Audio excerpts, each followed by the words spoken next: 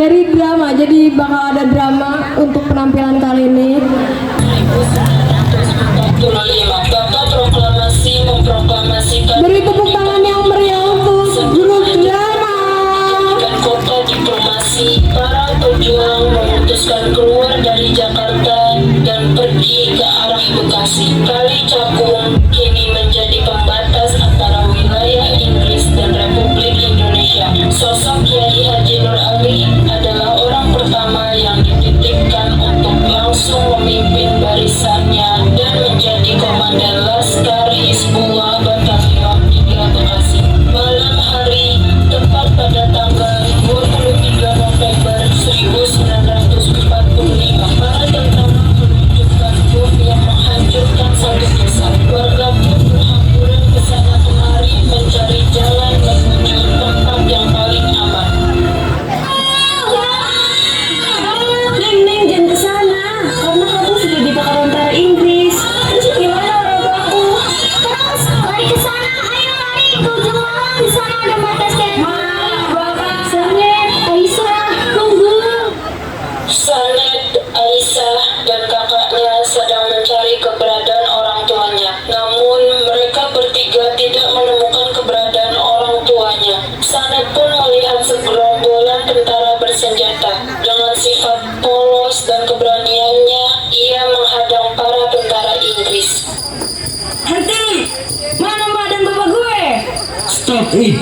Stop it, stop it. Mana bapak gue? Mana? Hei, anak kecil, boleh jangan lambat mobil saya ya? Sanet melempar pasir kepada tentara Inggris dan mereka pun dikejar. Kakak dan Aisyah menarik Sanet untuk lari menuju markas Kiai Haji Nur Ali. Mereka disambut oleh Kiai Haji Nur Ali. Hafid, minta tolong dibantu. Siap, Kiai. Assalamualaikum Pak Kiai. Saya dari kampus sebelah Pak Kiai yang sudah dibakar oleh tentara Inggris. Hafid, ajak mereka istirahat. Baik, Kiai. Hafid membantu mereka untuk segera bertemu Nyak Maria supaya bisa beristirahat di sana. Nyak Maria, ini ada warga dari kampung sebelah. Oh iya Tom. Bang, saya boleh ikut perang gak bang? Boleh, boleh. Tapi sebaiknya seumuran kamu ikut bantu-bantu saja. Tidak usah ikut perang ya. Sanet, sabar ya. Ada waktunya nanti kamu ikut berjuang. Ya udahnya, saya kembali dulu. Sudah, sekarang makan dulu saja ya. Setelah itu bersih-bersih dan tidur. Nyak Maria menemani kakak beradik. Kemudian Sersan Sandra menyampaikan kabar buruk kepada Hafid.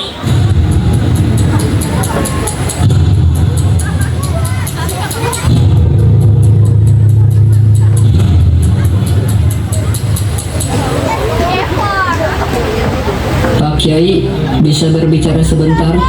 Baik, Hafid. Yang terjadi sudah sangat di luar kendali. Sekutu sudah semena-mena memasuki wilayah Republik, melanggar batas demarkasi dengan alasan membebaskan anggota mereka di kam-kam daerah pedalaman. Jelas, ini menimbulkan bentrokan dengan para pemuda dan rakyat. Setelah kewalahan, mereka meminta bantuan pihak Republik.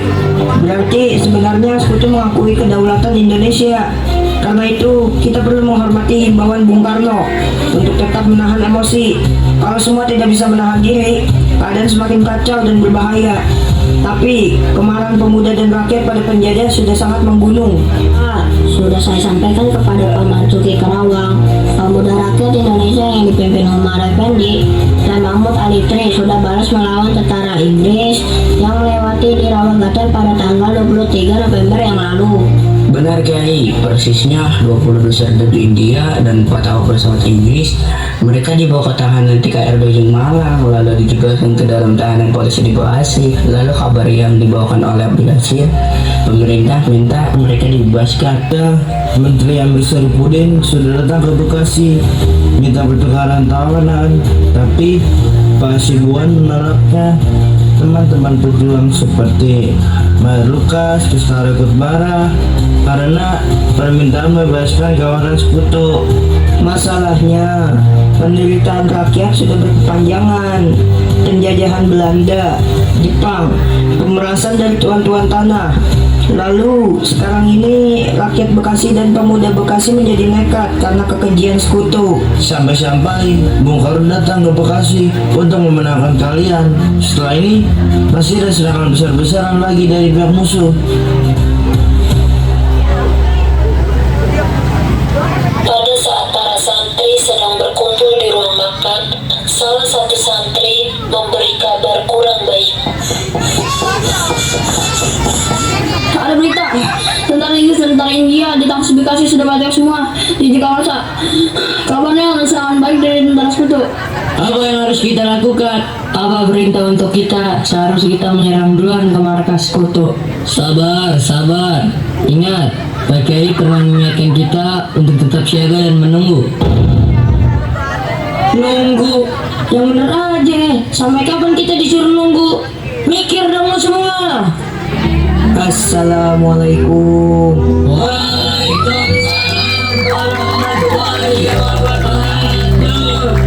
Menunggu dan siaga itu adalah dua hal yang berbeda.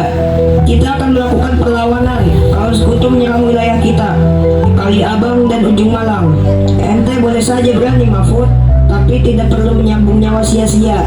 Apalagi kalau akibatnya mengorbankan rakyat banyak. Pasukan Inggris mencari rekannya yang ditawan oleh para pejuang Bekasi. Mereka sweeping rumah-rumah warga. Dalam perjalanan mereka ke Bekasi, adanya laporan tidak ada perlawanan yang berdiri di Bekasi. 1 Desember 1945, para tentara Inggris memutuskan kembali lagi ke Bekasi dengan berbekal informasi intelijen mereka dengan langsung menuju lokasi, tepatnya di Tangsi, Bekasi, di mana rekan-rekan mereka dieksekusi dan dikubur. Waktu demi waktu, kapten tentara Inggris mencari Pak Kiai dari rumah ke rumah. Namun, usaha kapten tentara Inggris tidak membuahkan hasil, sampai akhirnya tibalah di kediaman kepala desa. Tidak ada nama itu Gempang berurusan. Iya, Kiai dan pasukannya punya ilmu terdekat Tuan, jadi memang bisa kebal. Hei dengar, dia itu orang biasa bukan? Harus makan nasi bukan? Kita orang yang tidak bisa masuk markasnya. Jadi, ada orang-orang yang supply beras pada Kiai itu. Kalau dia tidak ada makanannya, harus bawa pasukannya keluar dari markasnya. Yang biasanya kirim beras ke markas namanya Haji Komar Tuan. Tapi kampungnya sudah dibakar anak buah Tuan. Kabarnya dia sempat lari. Pasti beliau sedang sembunyi Tuan. Orang itu sembunyi di mana? Saya ingin bertemu dengan dia. Iya Tuan. Saya akan cari tahu di mana dia sembunyi. Saya pamit Tuan. Keesokan harinya, kapten dan kepala desa mencari keberadaan Haji Komar di kediaman orang Cina yang bernama Chong. Ini orang siapa? Dia bilang ada Haji Komar di sini. Sumpah mati Tuan, tidak ada yang namanya Komar di sini Tuan. Kita sedang mengadakan upacara untuk warga kita Tuan. Kamu orang jangan bohong ya. Kamu tahu konsekuensi kalau bohong. Tidak Tuan, saya mana berani sama Tuan.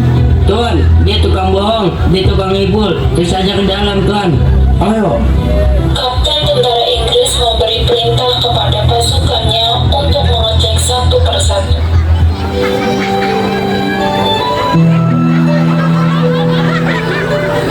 Tuan, itu Tuan si Komar. Tangkap dia cepat.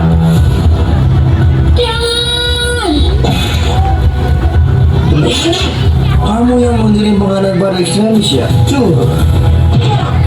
Kalau kamu mau bantu masuk markas kayak juga Ali, kamu dapat hadiah. Ayo jawab. Cuh. Saya tidak akan memberitahu kalian sampai saya mati pun. Lihat, senjata ini bukan cuma bisa menembak kata saja.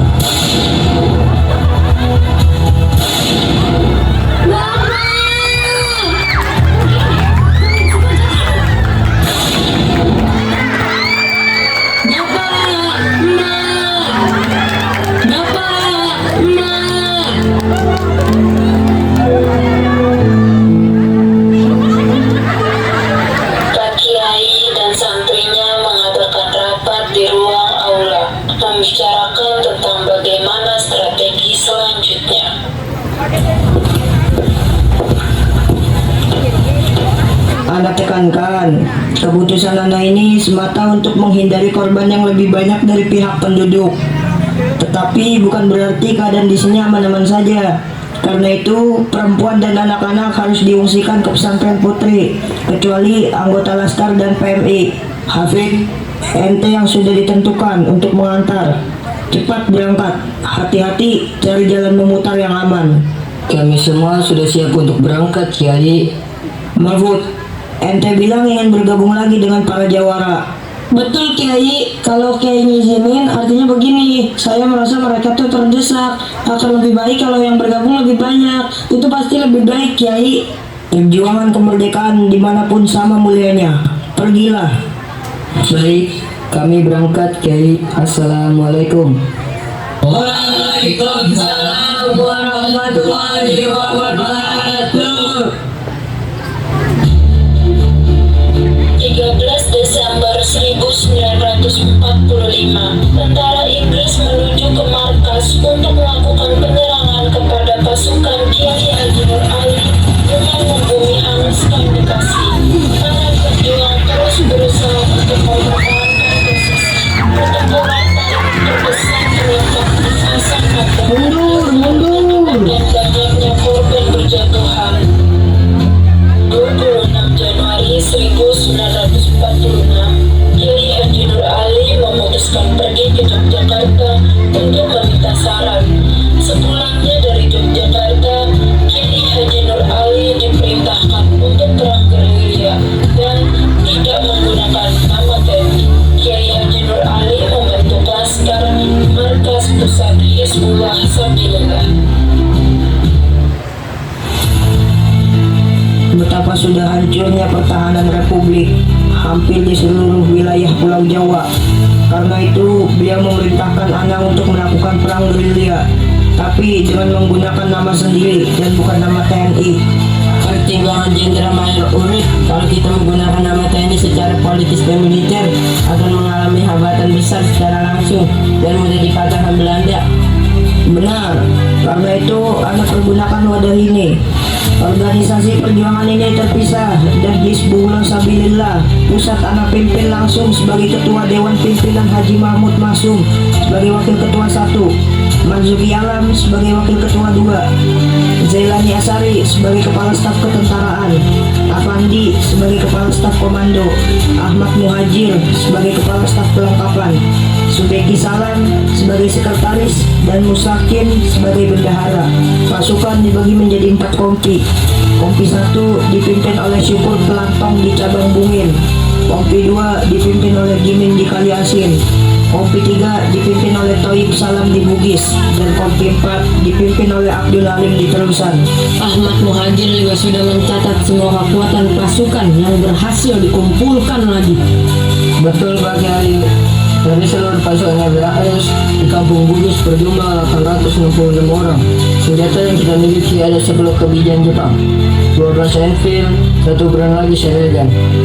Bagus. Di samping itu juga kita harus membangkitkan semangat rakyat lagi, sekaligus menunjukkan kepada Belanda, para pimpinan pasukan di Jawa Barat dan Jakarta, bahwa pasukan kita masih ada dan masih bisa melawan. Kiai Haji Nur Ali mengajak para santri dan seluruh